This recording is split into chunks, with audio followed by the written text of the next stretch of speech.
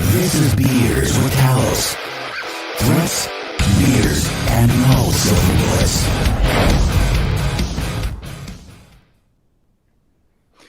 Welcome to the stream. I hope that music was not quite as loud in your ears as it just was in mine, because my ears are about bleeding. If you are listening on a normal podcast channel, welcome or welcome back. This is Beers with Talos, and we are doing a special live stream edition today, complementing our Monday broadcast to kind of do an update on everything that's happened this week with Log4j. And what an eventful week it has been. I'm joined today by Matt Only, JJ Cummings, and Liz Waddell, all from the Talos group and Talos IR group, and we're going to talk a little bit about everything we've learned this week and all of the changes and advancements Log4j has made this week. I don't think there's been any evolutions. All right. So if you are not familiar, which I guess you may have been living under a rock or in some place without internet for the last week. Trapped in Charles de Gaulle Airport. Hashtag blessed. Yeah, I don't. I'm envious of that. So if you do need a quick catch up and primer, I did see one of my favorite YouTube channels, Cybersecurity 101. Mac Hertz does a great job with quick explainers on big things that are happening in cybersecurity, and he put out a video this morning. You can find him on Twitter at MacHertz1. Hertz like frequency, not like your back. Yeah. Yeah. I mean, the short of it is your log server can reach out and pull a Java class and start running it. No one has yet explained to me why a log server can do this. Like, I can explain to you, this is the vuln. I can't explain to you what special set of circumstances existed where someone was like, I have the best idea. Yeah. What was the use case for that up front? I still can't. To be fair, I haven't tried to figure that out because, we've been buried in the party that already exists. I mean, I hope like, so to be fair, the Log4j developers, like in their early response, said something to this effect. They're like, we don't like this feature. and you can tell because the fix in 2.16 is we shut the feature off. And if that affects you, so be it. So it's off by default at 2.16. They don't like it. What I would say is, if you are an open source developer that's not with Log4j, and you have a feature that radically amplifies the threat surface of your product, and it's justified by backwards compatibility, consider disabling it by default and providing them an option to turn that off. Like that is kind of what happened. Like, that's the evolution here is they have something that apparently was useful someplace. I've seen lots of weird things in computers. I'm sure it was justified, but like it makes everybody else dramatically less safe by having that feature on by default. It's just like SMB v1 in Windows. Mm-hmm. Like, it's the same macros in Excel. Like, some things that are absolutely demonstrably useful, but dramatically increase the risk for people, like, should just be off by default. It's true. So we saw this initially. Well, I mean, there's been some discussion over when this was initially found, but this was disclosed just about a week ago. And it seemed like, I don't want to say things were simmering down as the week went on, but we were getting a better understanding of things. There were some changes, some blips, some ups and downs, but for the most part, it seemed like everybody was kind of hunting after the same things, which we'll talk about in a second, could produce its own set of problems. But things seemed to change a little bit last night, even further. Matt or JJ, do you want to talk about the latest? Yeah, did anybody take us to the roundup? Yeah, let me start kind of at the beginning. Mitch, you talked about when this was disclosed. This was initially disclosed by Alibaba to Apache on November 24. And then on the 9th, so a little over a week ago now, we saw a public POC published. And from that point forward, things have exploded, right? I think that's about the only way to say it. And it seems like daily we're seeing exponential growth in terms of scanning on the internet. Right now, there are 3 CVEs associated with this. There's, of course, the first CVE, which is critical. That's the 44 22.8 CVE, so 2021-44228. That's the CVE where there's a fundamental flaw in the Log4j core library, and that's the one that everybody was initially taking advantage of, right? Since then, they released a patch. 2.15 was a release that was supposed to contain a patch that was discovered by researchers in not very many days after it was released to also contain some vulnerability. At the time, they thought that it contained limited denial of service vulnerability in non-default configurations. Since then, as of last night or early this morning, that actually has taken a turn. Not only is it limited denial of service, but it's also limited RCE. Again, in non-default type configurations. So that went from a CVS score of 3.7 to 9.0 literally overnight, which makes it a pretty serious thing that we need to look at, or that needs to be looked at by defenders. And then, of course, there's another one that affects 1X. We can talk more about that, but it's been a really interesting vulnerability or set of vulnerabilities to watch in terms of the evolution of the attackers. How we started seeing just the initial knocking on the door to now like a river was diverted and it's. And I want to talk a little bit about that specifically, JJ. So it did seem like when the announcements were first made, the first disclosures were made, there was what you'd expect. There was a lot of DDoS type activity, some coin mining that was like coming around, but it didn't seem to take too long before. I think, Matt, you're the one that put it this way, before the 9-to-5ers clocked in, right? Before the pros showed up and decided to come and do their worst. Liz, from where you sit in our IR group, you are our kind of boots on the ground and our face to a lot of our customers. So talk to us. What are you seeing in that regard? Like, has there been progression in the exploits themselves, and how does that look? So this is where it's interesting and also a bit scary. So, we're the ones who our customers are coming to with, I am seeing, active signs of compromise. And we're not getting those calls yet. Well, the calls that we're getting is, am I vulnerable? How do I know if this has been exploited in my environment? So we're helping a lot out with, threat hunts and other things really to detect whether or not we've gotten past that I'm vulnerable stage. And so from a responder, especially as we go into holidays, which typically is very busy time for us in IR, like quiet for everybody else. And, last year we had SolarWinds and this year we have this. So yay, holidays. But that does make me a little nervous that it's been so quiet on that front. And I think, JJ, we talked a little bit, earlier about what we're seeing in terms of now this being used for lateral movement. So really thinking about that, adversaries are going to be used as vulnerability for a number of ways to get into your environment. So how do we quickly detect they're in there in the first place to contain this as quickly as possible, right? So one, obviously the first is whether or not I'm vulnerable, but then it goes into that second, well, we've got our lovely supply chain, right? So what are the other avenues that, my other, vendors, et cetera, products, how do I know where else this can be coming in from? So do we want to talk about Conti or ransomware at this point, just kind of like where this is maybe heading? Go ahead, JJ.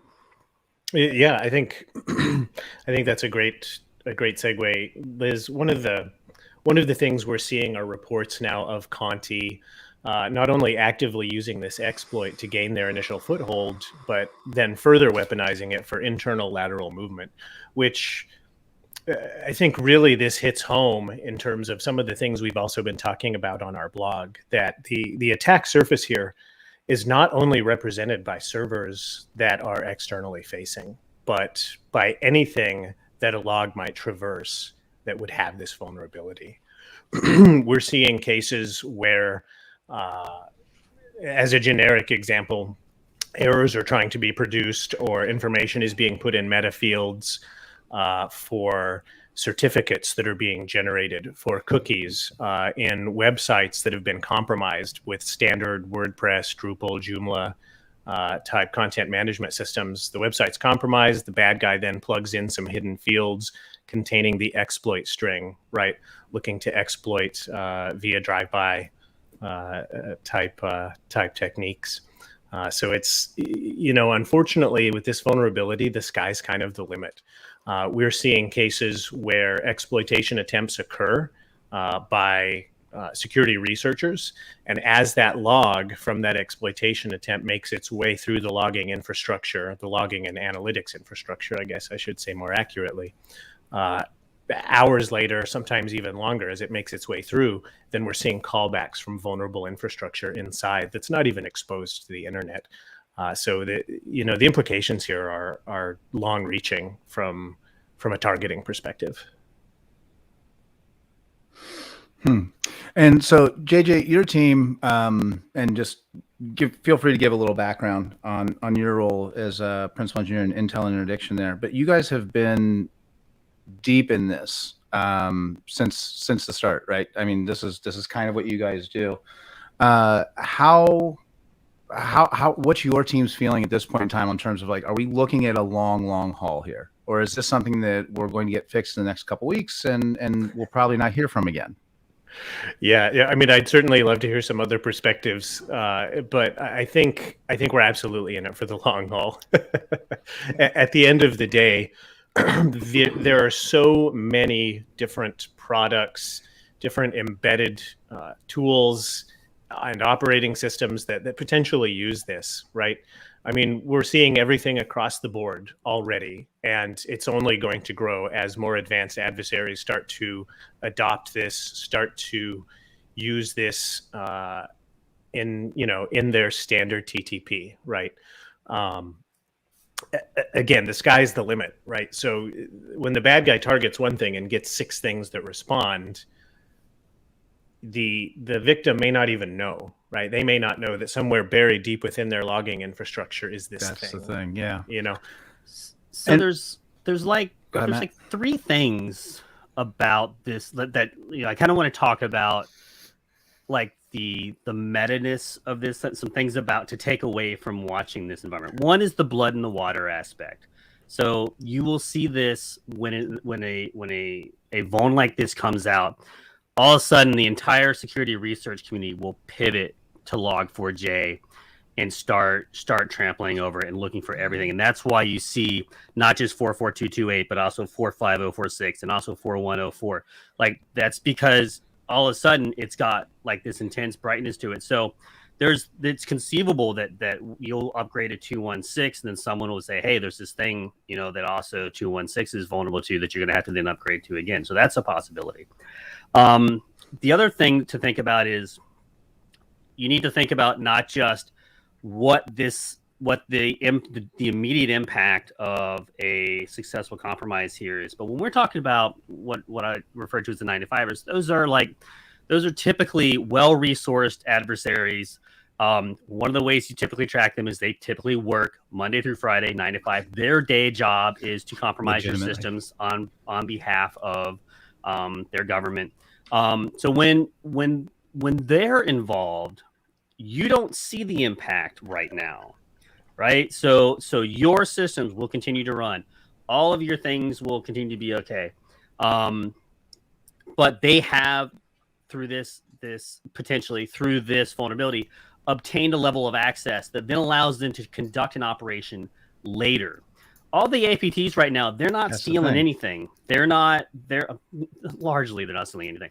But like, broadly speaking, my expectation would be, if I were to going into an engagement with an APT at this point, it is a foothold, go lateral to get a secondary foothold and then stop and wait, assess what you have, and figure out, given this target, what the operational context is for this target. Are you extracting data from this target, or are you using this target to attack another target? I was talking to like a Fortune 50 company about this the other day. They are probably well set on responding to Log4j. But what we have seen consistently from adversaries is they will attack your law firm then to get to you, or they will attack your supplier then to get to you, or they will attack the service that you've done, and then it's a supply chain attack.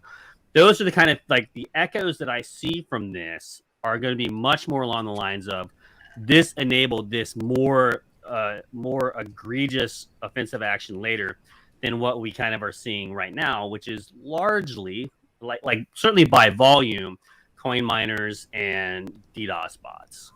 So the question that I'm going to get from my customers is, how do I know that somebody has, exploited this and are sitting in my environment, right? So for the more, and I hate using it, but these are the more sophisticated adversaries, right? They're that word gets thrown around too much in our industry, but in this case, these are actually the ones who are sophisticated. So, Matt, based on what you were saying, like, do you have an idea of how we could actually detect somebody who has gone in and put that foothold into your environment? So, like, one of the things I said on the initial live stream was nothing about this has changed like dramatically the technological approach. So, Log4j is simply the initial access method.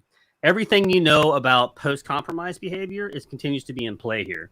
So because we know that we're in a race between attackers and defenders, like both of them roughly across the board found out at the same time that there's this problem. Now, can you patch? Can you mitigate? Can you remediate?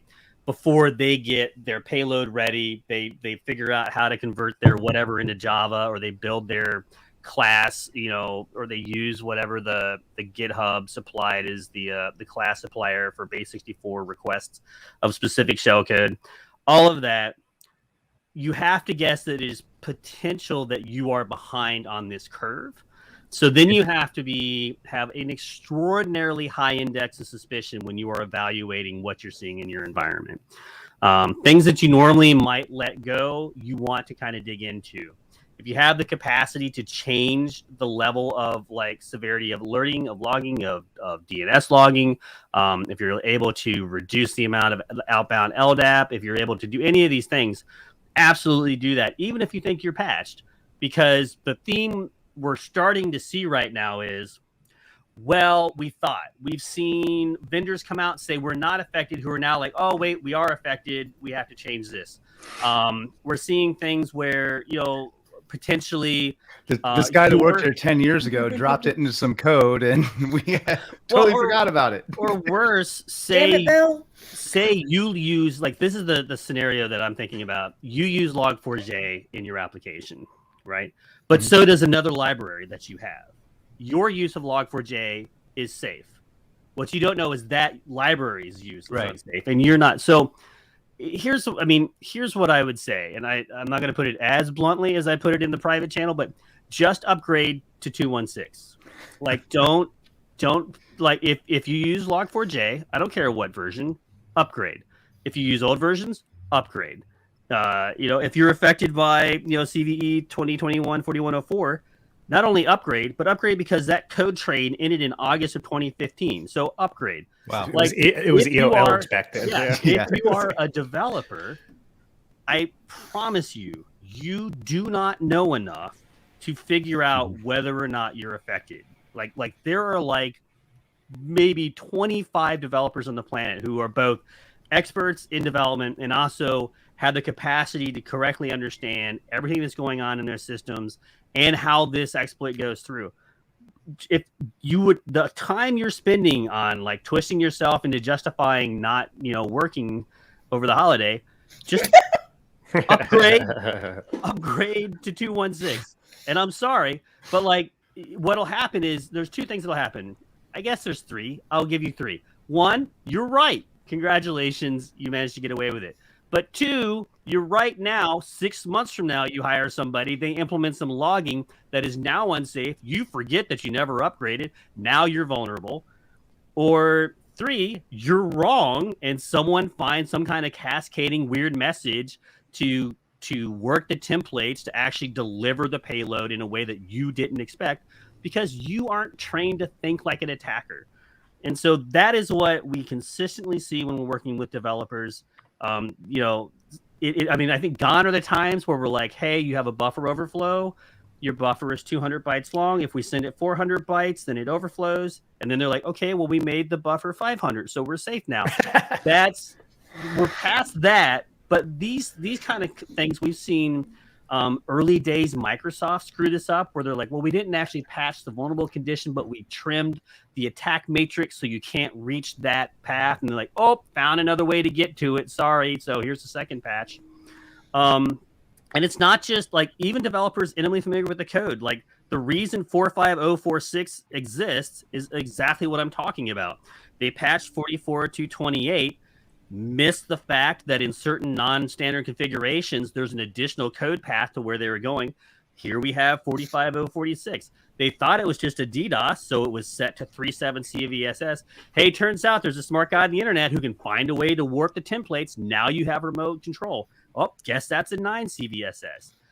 Like, it's cool to try to be smart, but sometimes you're just like, I'm just going to patch and go watch TV. Like, that's a completely valid action. Yeah, I mean, we've only made about 115 episodes of this podcast now. If only we had thought to tell people to patch and segment and take a risk-based approach. I mean, it's literally every episode if you have not listened to this podcast before, by the way. I mean, I'm trying to figure out what this argument is for why you would not patch it beyond it's going to break something. I can think of one. And it's only because I've had the opportunity to work at Cisco. So like there are certain you can't just build a product, upgrade the library, and ship it. Right? That's not a safe way to conduct business. It's not safe. It's not responsible for your customers. It's not responsible for anything else.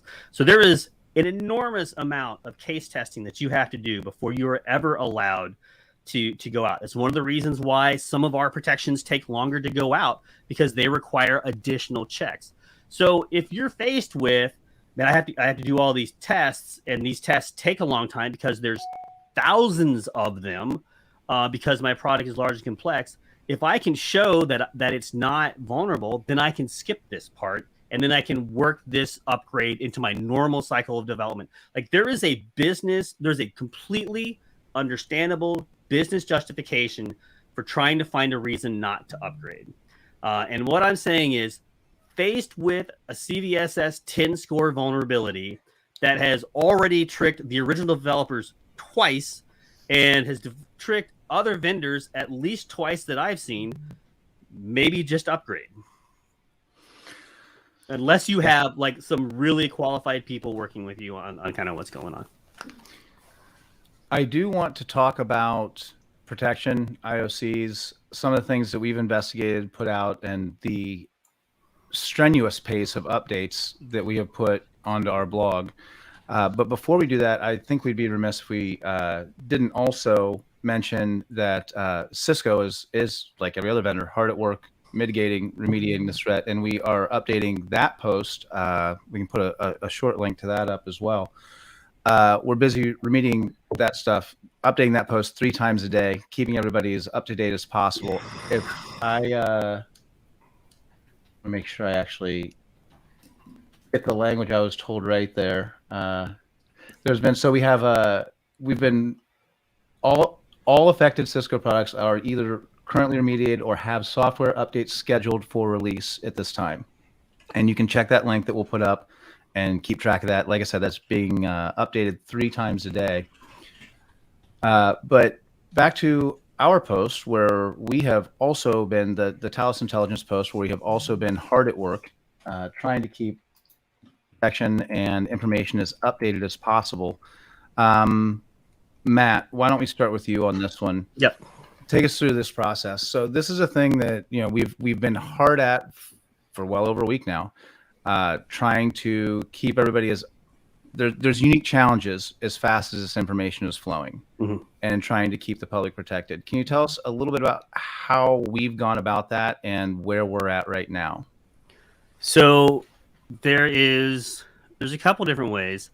The very first thing we did, I don't see any reason not to to show a little bit behind the curtain.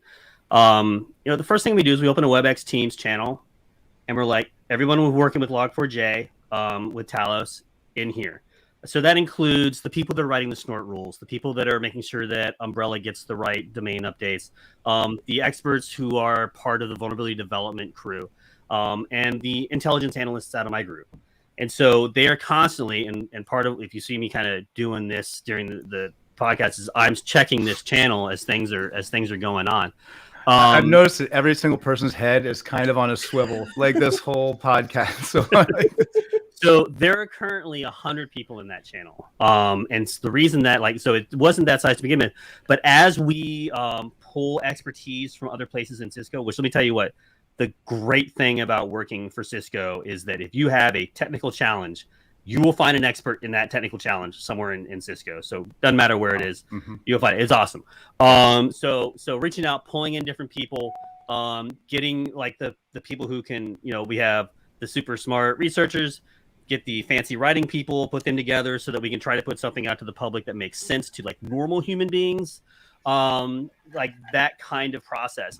And so that channel I don't think it's gone 15 minutes without an update for any period of time since last Friday.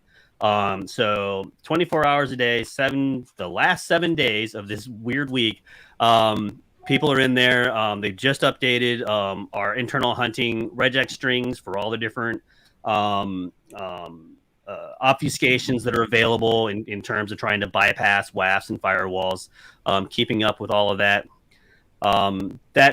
That's like the core room. And then there's another room where we're making sure that the people that talk to customers directly are up to speed and they have the support that they need, and that customers with specific kinds of questions are getting their response. So there's 3 or 4 kind of major rooms just coming out of the threat intelligence piece, as well as providing one-on-one updates to either customers or to people inside of Cisco who are working this issue, who are looking for specific information.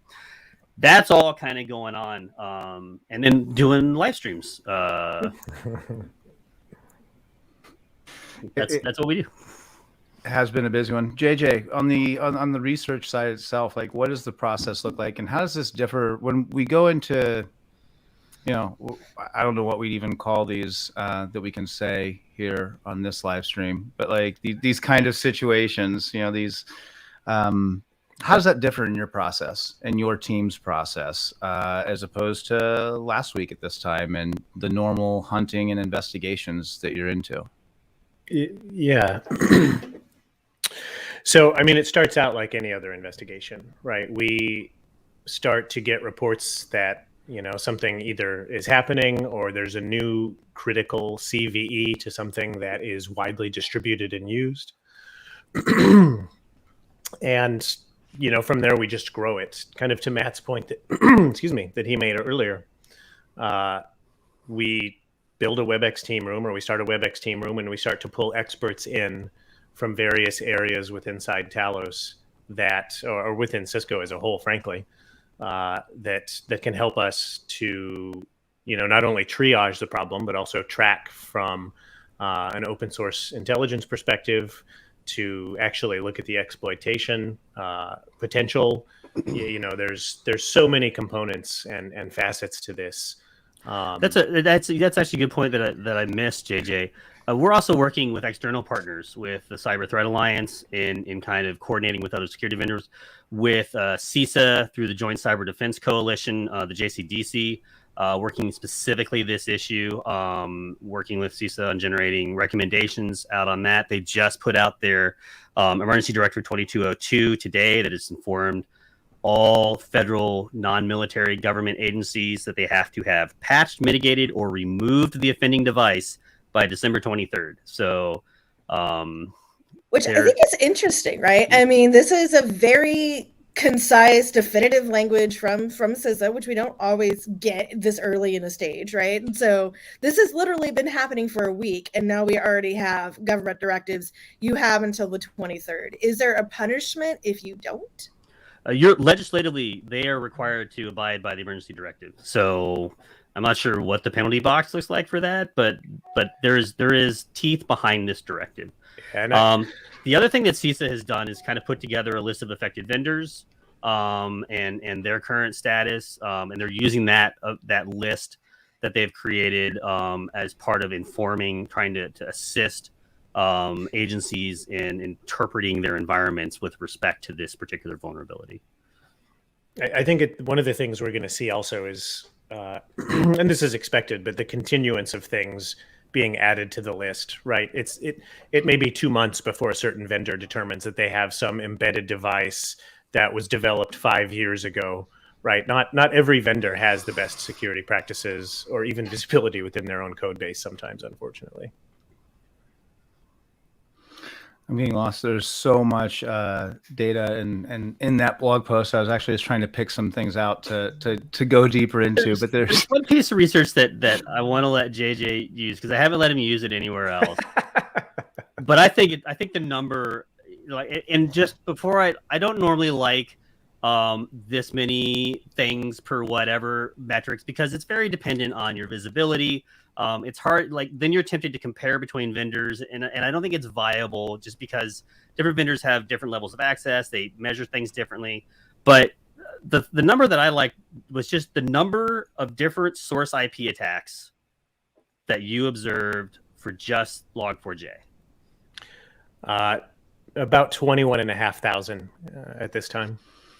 Wow. And a typical volume there would be for, like that's a what kind of a lift is that from what you would have anticipated, I guess? I mean, for something of this magnitude, that's fully expected. It's a weird kind of question. It's hard to like but like Mirai, like when we send out our updates on botnets like Mirai or activities like Emotet or even observed Cobalt Strike, we don't generally operate in the tens of thousands of currently active observed within the last 48 hours sort of numbers. Like, so this thing is just exploded. And one of the things that we've seen, I don't know, Liz, do you want to talk a little bit about the potential impact of scanning that some of our customers have experienced and some advice maybe we have for people who are scanning? Stop it. Knock it off. Everybody else is already. Ask your neighbor for his scan. He just did one. Yeah. So yeah, I mean, we are creating as an industry a secondary problem of we are basically DDoSing everybody. Yay! That has been great. Not us. It's been great. Let's be clear there. Not specifically Liz and her friends. This is an industry-wide like thing that is. Well, some of my friends, I'm sure they're all jerks, but well, I mean, so yeah, there's, go ahead. There's two kinds of two things here, right? The security industry community has created a impetus in particularly newer and emerging researchers that, the way to get a job is you do like research on your own and you scan stuff and you go and you write stuff up and you kind of get your name out there. And that is good. That's fine. And typically I find researchers like that who are heavily engaged in security. They're always thinking about it. That's how they spend their off time anyway.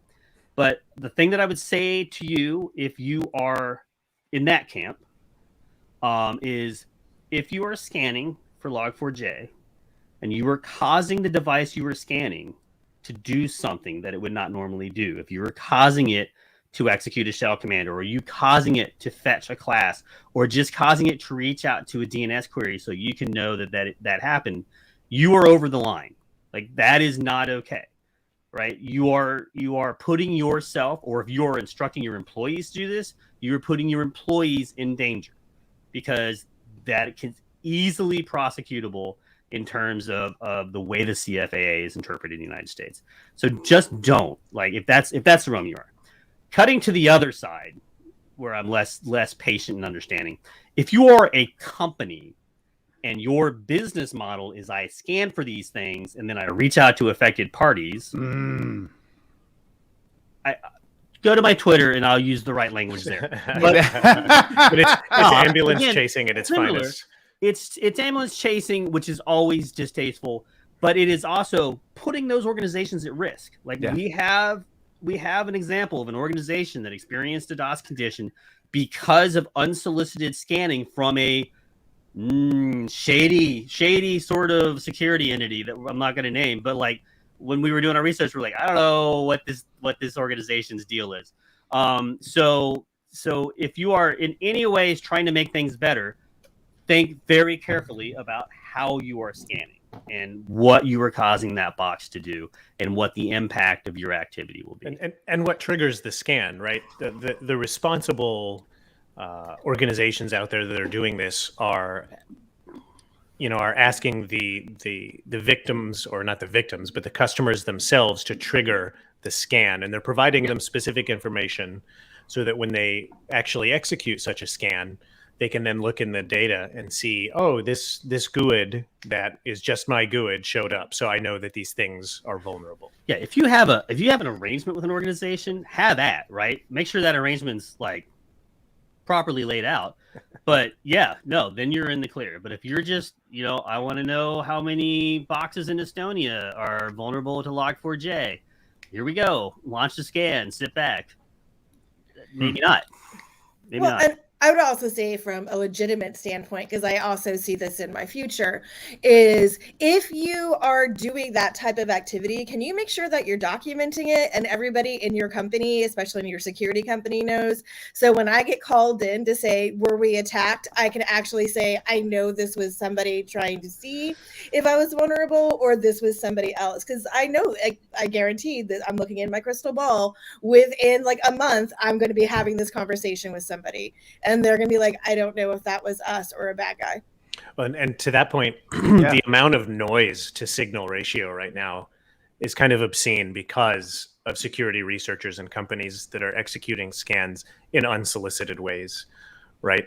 Which even include noise on file systems. We're seeing cases where people are writing files saying, hey, I'm a security researcher and I was here. Like, to Matt's point, that's not the right way to do it. It's the researcher version of tagging.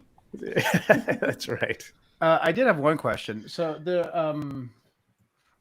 it's obvious this is affecting logging, right? And the smart adversary from our conversation today, the smart adversary is getting in and laying low and trying to achieve persistence, so that some months down the road they can pop up in some other part or avenue of the system and do their thing.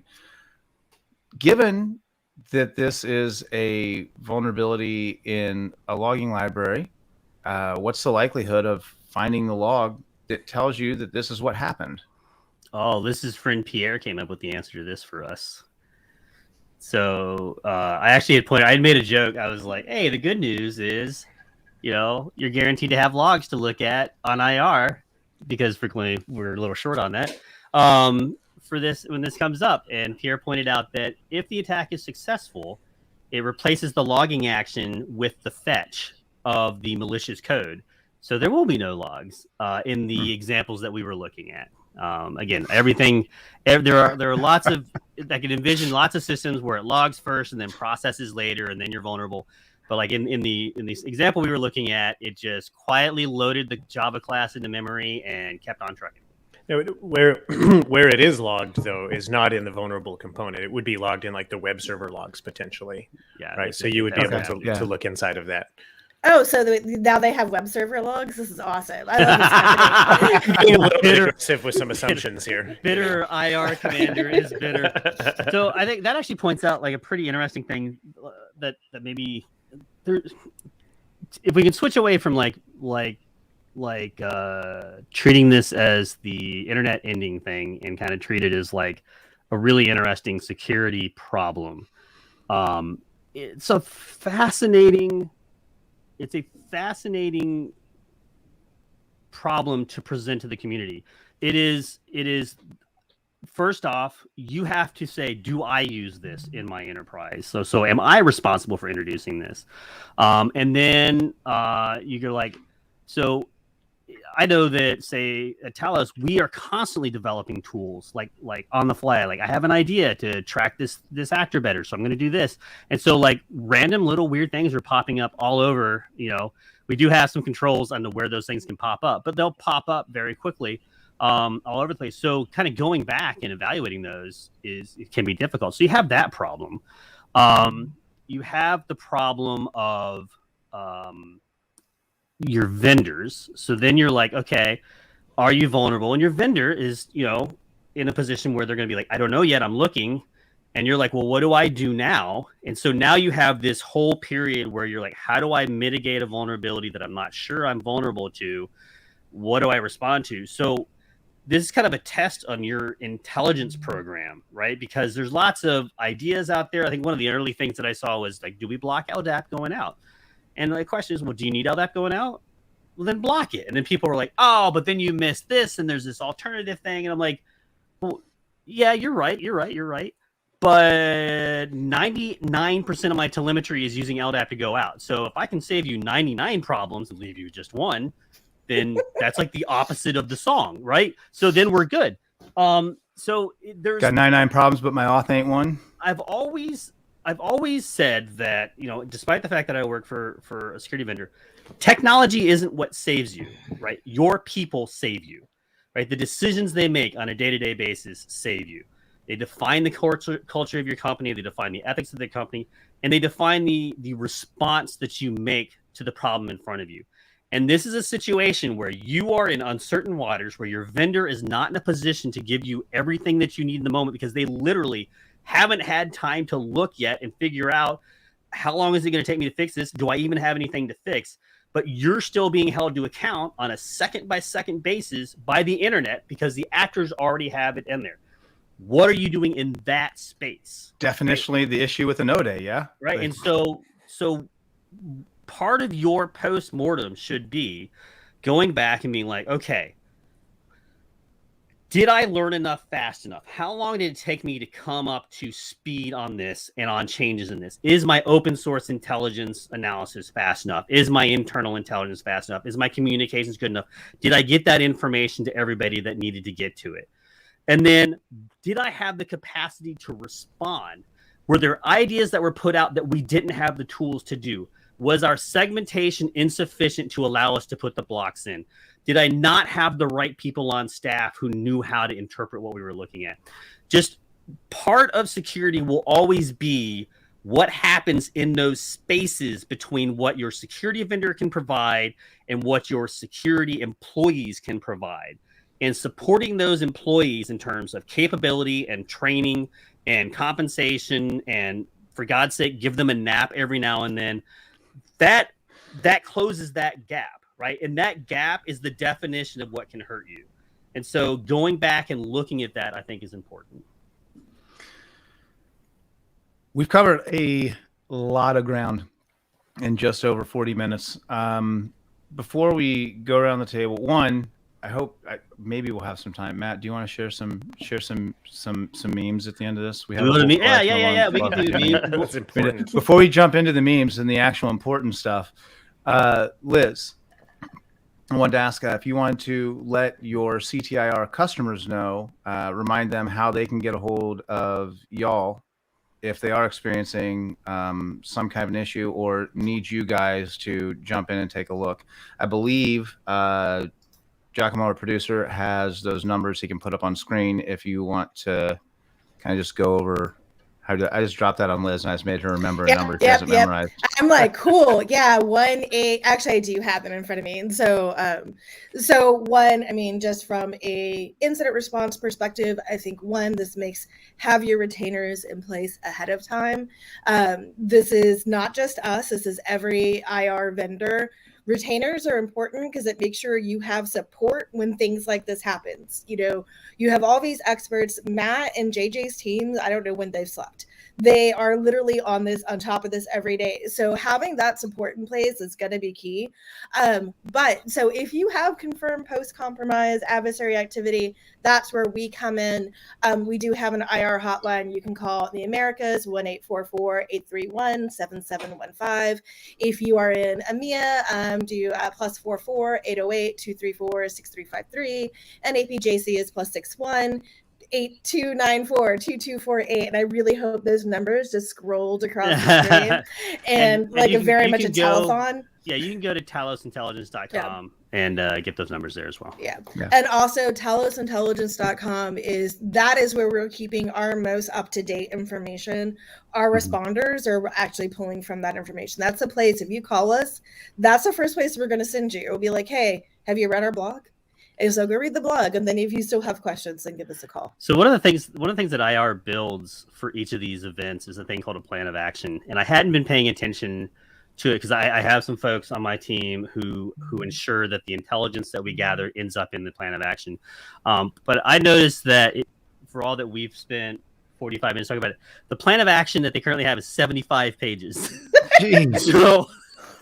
So they've been putting in some work in. Looks like JJ is not the only one that hasn't been sleeping around here.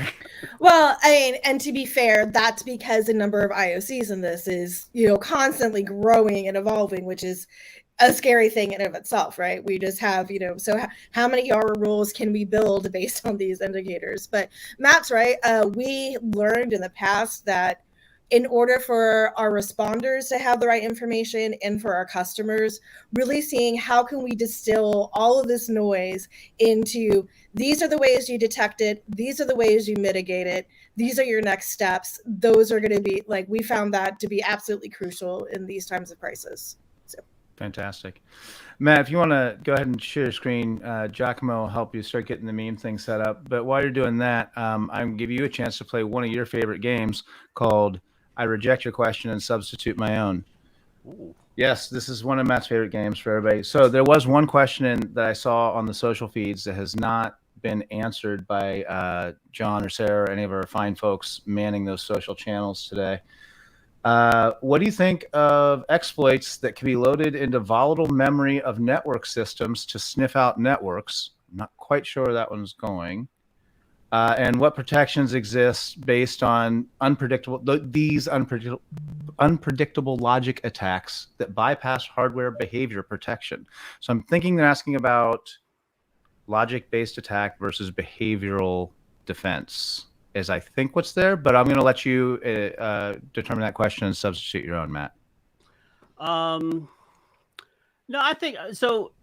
So certainly there's some reference on. So if you're talking about network systems, let me just say in very clearly upfront, advanced attackers value network systems to land on. Like they enjoy controlling those devices. It gives them for the same reason that defenders enjoy segmentation. It gives them a place where they can control that traffic. So some of the things that we've seen in the past, I think my favorite trick that I've seen is just capturing all DNS traffic and routing it to a random server in Germany and letting that server decide where you go on the internet. That was a fun one. So for all that it is rare to broadly talk about it, absolutely prized in terms of targeting. Cisco has done a ton in terms of integrity management, and I don't have everything in front of me, so I'm not going to go over piece by piece. But if you go onto Cisco.com's documentation in terms of looking for image integrity and kind of ensuring that we don't end up with backdoors on our devices and how we do that, and what the obstacles to that are, there's a lot of documentation there. So definitely a thing to do, and definitely something that is not out of the bounds of thinking about. I will say that most network devices are, I presume they're still based in BSD because there's a kind of a prevalence of BSD based networking devices out there. Not a lot of network stacks written in Java, but like it's not your performance language of choice.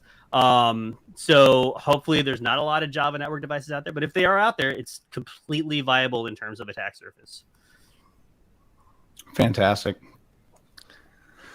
Let's go to our favorite memes. Seems like a great time to do that, and then we'll wrap this thing up. Oh yeah, y'all, everyone watching can go away. Like, stick around if you got a minute. We're done with the useful information. No, this is the best thing that has come out of this. I feel now like we're doing what we do to pass the time, so right. we don't go crazy. You have to have some levity every once in a while. And I think the security community has really come together when it comes to making memes for this. So way to go, community! I applaud you. Well, I don't know who it was, but if you go to log4jmemes.com, there is that's what we're looking at on my screen here. Yeah, who scooped up that domain? Yeah. A service to the community, sir or ma'am. Thank you for your work. Yeah. Yes. That is community service right there.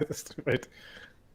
So I do like this one. I believe that one is we have that one up right now. This is the de facto. This is the one. This right? is it. Yes. This was the relevant first one we saw. XKCD that you're just this is the one you quote. And look, like this is true not just of Log4j. Like there is a ton of poorly recognized, hardworking open source. Like sometimes when I think about money and how like money doesn't actually exist, but it's also like one of the most important things in the world. Like I have like this weird existential crisis about just like how does any of this work? That's how I feel about the internet when I really start thinking like, no, we all just got together and agreed like this is how the internet protocol works. And some very nice people wrote some software that everyone else in the world made billions of dollars on, and they just do it for free. And we all use it and don't think about it. Mm-hmm. And it leads to situations like this. And so, like, obviously, the people at Log4j provided an outstanding service in terms of providing the kind of capabilities that developers needed. So it is awesome that they're there. So, yep, that's kind of the de facto there. Liz, you liked, I think this is your favorite down here. That one. Yes, Yep. love that one. Love that one. And this is kind of what we expect the next 3 months to be like, right? Where and it'll be like, so JJ, did you tell me your vacuum cleaner had Log4j? I mean, I checked it. You know, I had to like it drove by, and I'm like, I better check it. So I renamed it, and I'm not going to disclose what did or did not happen. Okay. So yeah, we expect that like it's just, you know, Java is like, as anyone in the security field, every time they install Java, they see the thing come up that says Java is on over 6 billion devices, and they're like, yay. Oh, right? crap.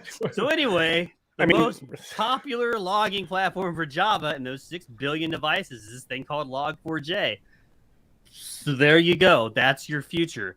So there's probably a refrigerator out there that's vulnerable to it or whatever. We'll see that kind of stuff kind of coming up. Dude, I'm gonna get up one morning and try to make my coffee, and some dude is gonna try and tell me that I owe him 0.2 Bitcoin to like make my coffee this morning, and I'm gonna lose it. Like, depending on how groggy you are, you might do it. Yeah. Like here, just take it. Just take the Bitcoin. I don't care. Just do it. Put some extra gas on it. I need this coffee now. This one caught my eye because it's kind of what I was talking about earlier. Can we just have a logging platform that doesn't download and execute code from the internet? It's just, in all honesty, like there's a ton of things that drive the world, and like this should be a siren call to not just the open source developers, but anyone who publishes a for-fee library that's used. I know there's a ton of them, like particularly in terms of some of the data science stuff. But if you have default conditions that allow you to reach out and then execute code, one of the ones that I remember was I can't remember what company. It's probably good that I can't remember what company it is. But there was a company that had a monitoring product that you could send a packet over it, and in the packet you could put a memory location, and it would execute whatever's in that memory location. And oh wow, I'm positive, because I've been a development manager and I've talked to developers who've had ideas like this. They think this is the smartest thing anyone's ever come up with, right? And so, but for all of us in security, we're like, you what? But I'm not a developer. I'm barely a security person. And even I can tell you that's a terrible idea. Like, that is just a terrible idea. That's like, well, we won't get into the analogies. That's fine. Like that was that's like in the early beginnings of security too. It was before ransomware was a thing for sure. Yeah. So there's that one. This is my favorite. Just because love the format. This is one of my favorite formats. It's so useful. It is multi. It comes up a lot. Just, you know, the internet is just one vulnerable open source project away from collapse. Always has been. It ain't wrong, right? Like He's not. I remember being younger. I remember like watching. It was much in the Senate hearings, and that's why I learned about BGP. Oh. Yeah, and I was younger. I was like, "Oh 100%. Crap! This whole thing's gonna fall apart." Okay, like, and largely they'll tell you still same. Nothing's changed since the hearing in terms of BGP security. That's not completely true, but there are definitely still some concerns. You can't talk about anything you're thinking of, JJ. I can see you working through intelligence bulletins, and none of that's available for live air. That's why I'm just staying quiet over Yeah. here. I think those are the big ones. Can't do that one. Nope, not that one. Nope, Yeah. nope. There's lots on here we can't share.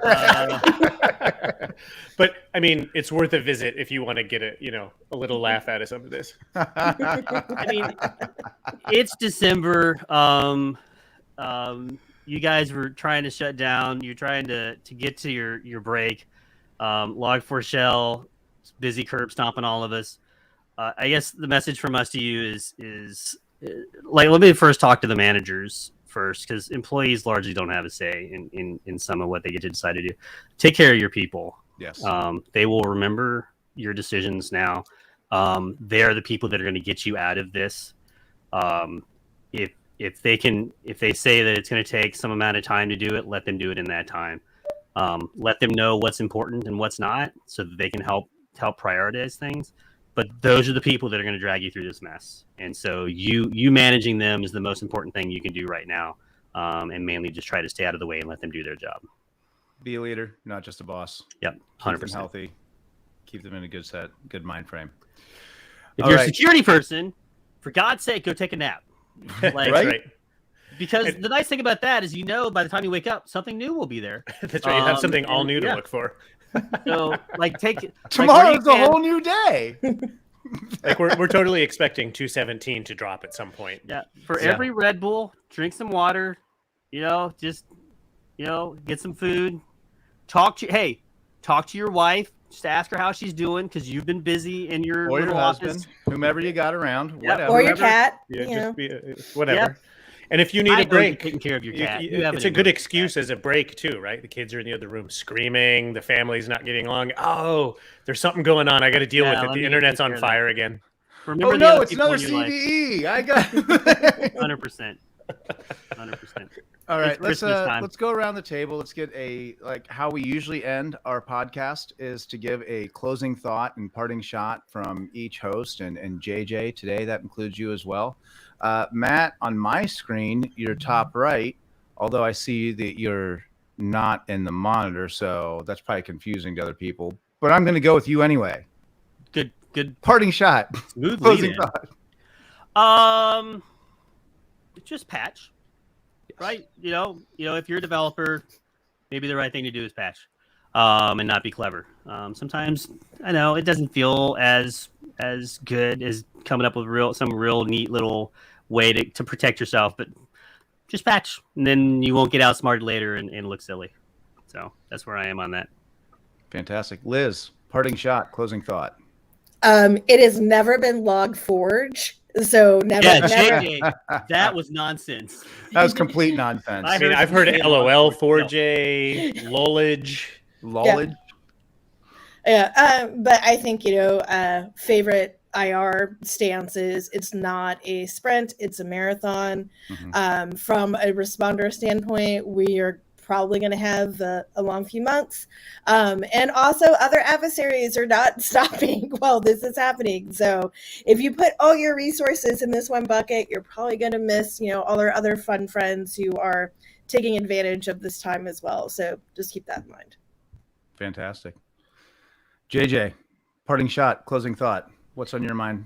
I'm going to reinforce what Matt said. Patch, and then patch some more. But also, to Liz, a statement Liz made earlier, really focus on detecting post-exploitation behavior, right? That's how you're going to find this after a successful exploit. You're going to find some low-level reconnaissance, or you're going to find some LSAS memory being dumped, or you're going to find Mimikatz, right? Look for that one thing that is the tip-off that bad guy is doing bad guy things in your environment.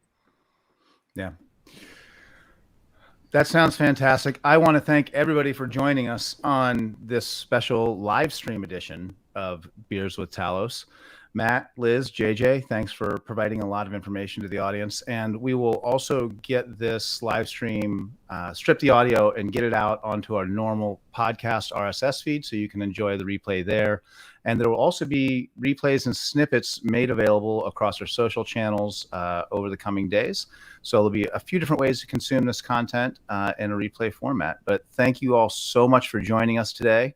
And until our next regularly scheduled podcast, stay safe and cheers.